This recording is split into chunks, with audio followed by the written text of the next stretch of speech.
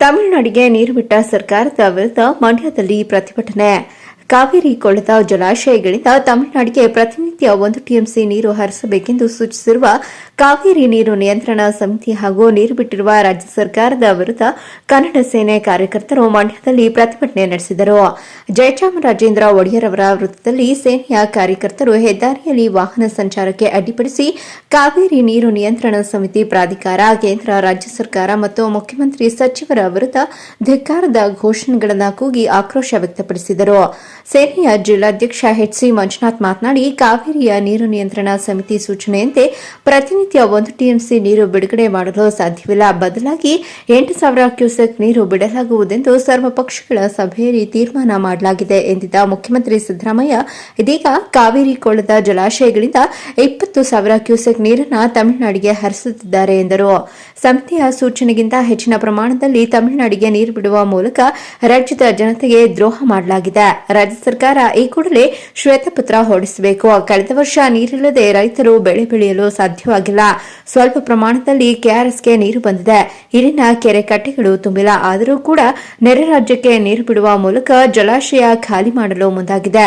ಕಾವೇರಿ ಕೊಳ್ಳದ 4 ಜಲಾಶಯಗಳಿಂದ 20,000 ಕ್ಯೂಸೆಕ್ ನೀರು ಹರಿದು ಹೋಗುತ್ತಿದೆ. ಈ ಕೂಡಲೇ ನೀರು ನಿಲ್ಲಿಸಿ ಇಲ್ಲಿನ ರೈತರು 2 ಬೆಳೆ ಬೆಳೆಯಲು ಅವಕಾಶ ಕಲ್ಪಿಸಿಕೊಡಬೇಕೆಂದು ಒತ್ತಾಯಿಸಿದರು. ಇನ್ನು ಜಿಲ್ಲೆಯ ರೈತರಿಗೆ ಬೆಳೆ ನಷ್ಟ ಪರಿಹಾರ ಪಾವತಿಸದೆ ಸರ್ಕಾರ ನಿರ್ಲಕ್ಷ್ಯ ತೋರಿತು ತಕ್ಷಣ ಬೆಳೆಹಾನಿ ಪರಿಹಾರ ಪಾವತಿಸಬೇಕು. ಅದೇ ರೀತಿ ಮಂಡ್ಯ ಜಿಲ್ಲೆಗೆ ವಿಶೇಷ ಪ್ಯಾಕೇಜ್ಗಳನ್ನು ಘೋಷಿಸಬೇಕೆಂದು ಒತ್ತಾಯಿಸಿದರು. ಸೇನೆಯ ರಾಜ್ಯ ಸಂಚಾಲಕ ಮಹಂತಪ್ಪ, ಬೆಟ್ಟಳ್ಳಿ ಮಂಜುನಾಥ್, ಸೌಭಾಗ್ಯ, ಪವಿತ್ರ, ಇಂದ್ರಮ್ಮ ಇತರರು ನೇತೃತ್ವ ವಹಿಸಿದ್ದರು. ಕನ್ನಡ ಸೇನೆ ಹೋರಾಟಕ್ಕೆ ಎಲ್ಲ ಪ್ರಗತಿಪರ ಸಂಘಟನೆಗಳು ಸದಾ ಕೈ ಜೋಡಿಸಿಕೊಂಡು ಇವತ್ತು ಮಂಡ್ಯ ಜಿಲ್ಲೆ ಕಾವೇರಿ ಭಾಗದ ರೈತರಿಗೆ ಏನು ಅನ್ಯಾಯ ಆಗ್ತಾ ಇದೆ, ಅನ್ಯಾಯವನ್ನು ಖಂಡಿಸುವ ರೀತಿಯಲ್ಲಿ, ಸರ್ಕಾರವನ್ನು ಎಚ್ಚರಿಸುವ ರೀತಿಯಲ್ಲಿ ನಾವು ಪ್ರತಿಭಟನೆ ಧರಣಿಯನ್ನು ಮಾಡ್ಕೊಂಡು ಬರ್ತಾ ಇದ್ದೇವೆ. ರಾಜ್ಯ ಮತ್ತು ಕೇಂದ್ರ ಸರ್ಕಾರಗಳು ಕಾವೇರಿ ಭಾಗದ ರೈತರನ್ನ ಕಡೆಗಣಿಸಬಾರದು. ಇಲ್ಲಿಯ ಸಂಸದರು, ಸಚಿವರು ಮುಂದೆ ಏನಾದ್ರು ನಿಮಗೆ ನಮ್ಮ ಜನಪ್ರತಿನಿಧಿಗಳ ಎಚ್ಚರಿಕೆಯಾಗಿ ಕೆಲಸ ಮಾಡಬೇಕು.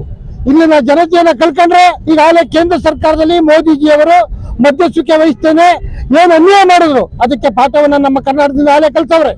ಇಂದು ಕನ್ನಡ ಸೇನೆ ಕರ್ನಾಟಕ ನೇತೃತ್ವದಲ್ಲಿ ಇಂದು ಸದನ ಪ್ರಾರಂಭ ಆಗ್ತಾ ಇದೆ.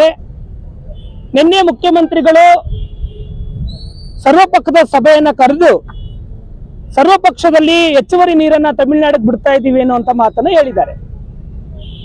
ನಮ್ಮ ಅದೃಷ್ಟವಶಾತ್ ಕಪಿನಿ ತುಂಬಿದೆ, ಕಪಿನಿಯಿಂದ ನೀರು ಹೋಗ್ತಾ ಇದೆ. ಆದ್ರೆ ಕಾವೇರಿ ಕೊಳ್ಳದಲ್ಲೂ ಕೂಡ ನೀರು ಹೋಗ್ತಾ ಇದೆ. ಕಾವೇರಿ ವಿಷಯವನ್ನ ಮಾತ್ರ ಮುಖ್ಯಮಂತ್ರಿಗಳು ಮಾತಾಡಿಲ್ಲ. 1 ಟಿಎಂಸಿ ನೀರನ್ನ ಕೇಳಿದರೆ ನಾನು ನೀರು ಬಿಡ್ತಾ ಇದ್ದೀವಿ, 8 ಕ್ಯೂಸೆಕ್ ನೀರು ಬಿಡ್ತಾ ಇದ್ದೀವಿ ಅಂತ ಹೇಳ್ತಾರೆ. ಆದ್ರೆ ಸರ್ಕಾರ ನಮ್ಮ ಮಾಹಿತಿ ಪ್ರಕಾರ 20,000 ಕ್ಯೂಸೆಕ್ ನೀರು ಹೋಗ್ತಾ ಇದೆ ತಮಿಳುನಾಡಿಗೆ. ತರುಣ್ ಕುಮಾರ್, ಚಾಮುಂಡಿ ನ್ಯೂಸ್, ಮಂಡ್ಯ ಜಿಲ್ಲೆ.